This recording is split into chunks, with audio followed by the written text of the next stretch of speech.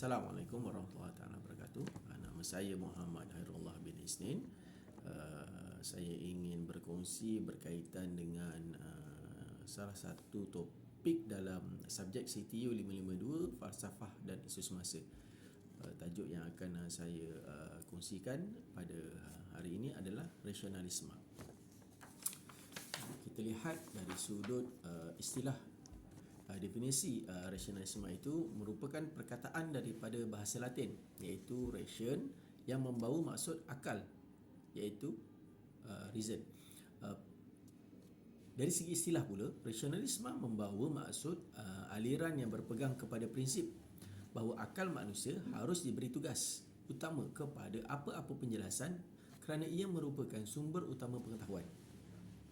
Menurut Kamus Dewan edisi keempat, rasionalisme berasal dari kata rasional yang bermaksud alasan munasabah yang mendasari sesuatu tindakan, perbuatan atau pegangan.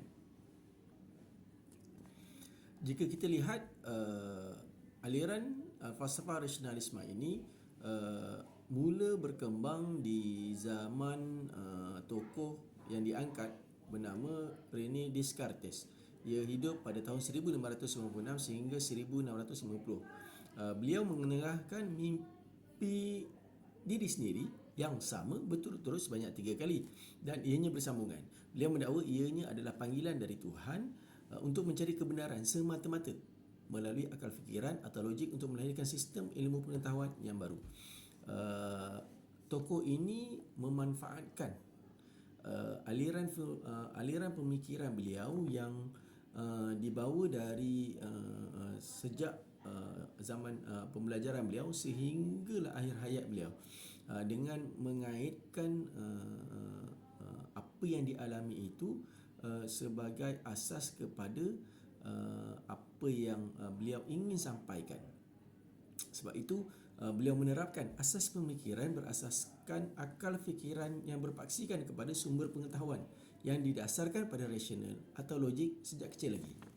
Seterusnya, aliran kedua yang hidup sezaman dengan Descartes iaitu Baruch de Spinoza. Ia lahir pada tahun 1632 sehingga 1677. Beliau adalah antara tokoh rasionalisme yang paling dihargai dan dihormati atas faktor kepribadian beliau yang menolak sekeras-kerasnya kepada tindakan kejahatan. Kita boleh lihat dari sudut beliau bercanggah pendapat dengan ahli ortodoks yang berpegang teguh kepada agama dan ketuhanan. Disebabkan perdebatan ini, beliau memecah belahkan ahli ortodoks itu sendiri. Jadi hasil pemikiran beliau yang menimbulkan banyak persoalan sebenarnya yang tidak boleh diterima oleh akal fikiran berkaitan dengan ketuhanan. Disebabkan itu, dia diangkat menjadi salah seorang tokoh dalam aliran rasionalisme. Seterusnya adalah falsafah rasionalisme ini masih diterima menjelang abad ke-18 dengan kemunculan satu lagi tokoh, iaitu George Berkeley yang lahir pada tahun 1685 sehingga 1753. Beliau tidak lahir pada tahun 1800, tetapi hasil karya beliau yang terkenal iaitu 3 buku dibawa sehingga 1800 sehingga abad 18 dan ia menjadi sangat popular. Disebabkan itu, beliau diangkat menjadi bapa falsafah moden kerana menerapkan penggunaan rasional dalam membantu akal fikiran membuat keputusan. Seterusnya, saya ingin bercerita berkaitan dengan cabaran dalam aliran rasionalisme itu sendiri dari sudut masyarakat, di mana aliran rasionalisme ini kita sedia maklum bahawa berasaskan kepada akal fikiran semata-mata. Ianya membentuk pemikiran yang sempit berdasarkan kepada pengkhususan kepada sesuatu matlamat dan tujuan oleh pihak tertentu. Kita boleh ambil pendekatan dari sudut dia begini. Ia dimulai dengan penerimaan suatu perkara oleh akal fikiran dan disusuli oleh matlamat yang ingin dicapai. Pengkhususan dalam menghakimi suatu perkara melalui akal fikiran yang ditetapkan oleh matlamat yang perlu dicapai, ia akan diterjemahkan melalui berita di media sosial tanpa status kesahihan. Individu terkenal dan ramai pengikut dijadikan sumber rujukan sehingga menolak kepribadian dan integriti dalam kepakarannya. Kita lihat begini. Apabila seseorang itu mula merasakan bahawa apa yang difikirkan itu boleh memberi pandangan ataupun membantu pihak lain ataupun ianya berguna kepada diri sendiri, maka ia akan menolak kepada ketokohan-ketokohan yang ada, tokoh-tokoh yang ada di luar sana. Kenapa perlu memerlukan tokoh-tokoh tertentu sedangkan dia boleh menafsirkan ataupun boleh menggunakan akal fikiran sendiri untuk buat sesuatu. Okey, seterusnya dari sudut pendidikan, cabarannya begini. Kita sedia maklum bahawa hari ini di peringkat sekolah, di peringkat menengah, di peringkat IPT, kita didedahkan dengan kajian dalam sesuatu perkara. Setiap perkara yang hendak ataupun masalah yang hendak diselesaikan memerlukan kajian yang mendalam. Secara tak langsung ianya mengasah bakat seseorang itu dari sudut berfikir macam mana nak selesaikan masalah itu. Dari satu sudut kita boleh lihat bahawa kebergantungan kepada akal fikiran dalam menyelesaikan suatu isu itu akan lebih diutamakan. Jadi sekiranya ianya tidak disulam dengan tidak disulam dengan unsur-unsur keagamaan, maka ianya boleh menyebabkan kebergantungan kepada akal fikiran itu mengatasi kebergantungan kepada yang lain. Jadi ianya boleh memberi kesan yang sangat-sangat besar. Itu yang kita boleh nampak dari sudut pendidikan.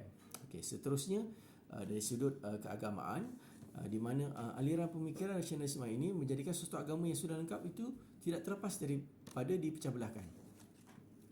Seperti contoh, kita berfahaman dari sudut ahli sunnah wal jamaah itu sendiri.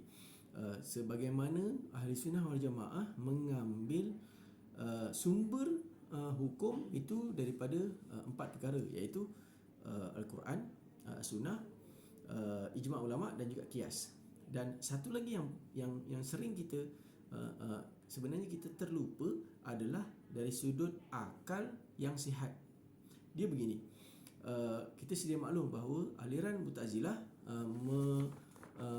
menjurus kepada pandangan yang menitik beratkan ataupun mengikut hukum akal fikiran, rasional ataupun tidak. Seterusnya, bila kita nak kaitkan dari sudut akal yang sihat ini, sebagaimana kita tengok Wahabi, iaitu dia menafsirkan sesuatu perkara ataupun hukum mengikut pandangan sendiri, iaitu pandangan ulama-ulama itu sendiri, tanpa mengambil pendekatan, tanpa mengambil mungkin dia dari sudut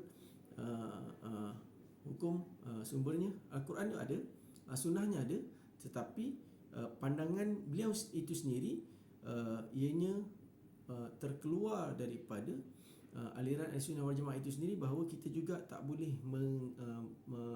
menafikan bahawa sumber hukum itu adalah ijma' ulama' dan juga qiyas.